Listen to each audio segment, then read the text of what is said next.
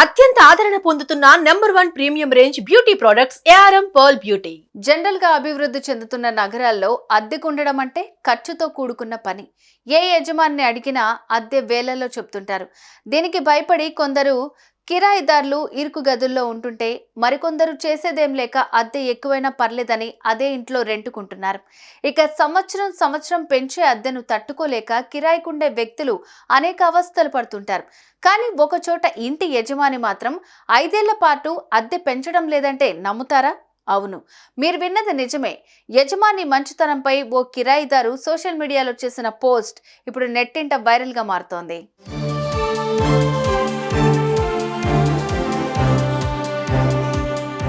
కర్ణాటక రాజధాని బెంగళూరు నగరంలో ఓ వ్యక్తి పనిచేస్తున్నాడు. ఇతడు ఓ ఇంట్లో అద్దెకు దిగి అక్కడే ఉంటున్నాడు. ఏడాది కాదు, 2 ఏళ్లు కాదు, ఏకంగా 5 ఏళ్ల పాటు అదే ఇంట్లో ఉంటూ వస్తున్నాడు.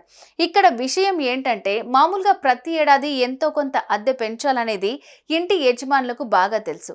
కానీ ఈ ఇంటి ఓనర్ అలా కాదు. అద్దెకు దిగి 5 ఏళ్లు గడిచినా ఇంతవరకు రూపాయి కాదు కదా, అణా పైసా పెంచడం లేదట. ఈ ఇంటి ఓనర్ మంచితనంపై కిరాయిదారు స్పందించి తన అభిప్రాయాన్ని సోషల్ మీడియా ద్వారా వ్యక్తపరిచాడు.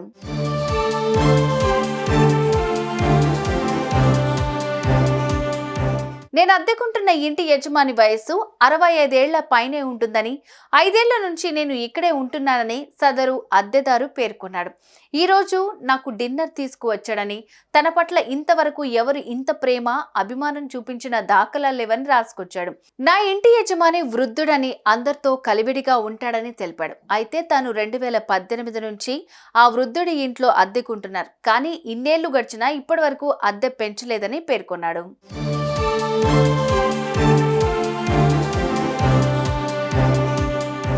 తాను 5 ఏళ్ల క్రితం ఎంతైతే అద్దె చెల్లించారో ఈ రోజు కూడా అంతే చెల్లిస్తున్నానని తెలిపాడు. సరదాగా ఆయనతో మాట్లాడినప్పుడు తన లైఫ్ స్టోరీతో పాటు తను ఆయన కుమార్తెల విజయగాథలను కూడా వివరిస్తూ ఉంటారని అద్దెదారుడు వెల్లడించాడు. ఇంతేకాదు, తనకు అప్పుడప్పుడు బ్రాందీ కూడా ఆఫర్ చేస్తుంటారు.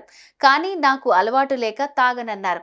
అయితే ఇలాంటి వ్యక్తికి దేవుడి ఆశీస్సులు ఉండాలని సదరు కిరాయిదారుడు పేర్కొన్నాడు. ఇదే పోస్ట్ ఇప్పుడు సోషల్ మీడియాలో తెగ వైరల్గా మారుతోంది. ఈ పోస్ట్ చదివిన నెటిజన్స్ ఇలాంటి ఓనర్ మాకు కూడా ఉంటే ఎంత బాగుండో అంటూ కామెంట్స్ చేస్తున్నారు.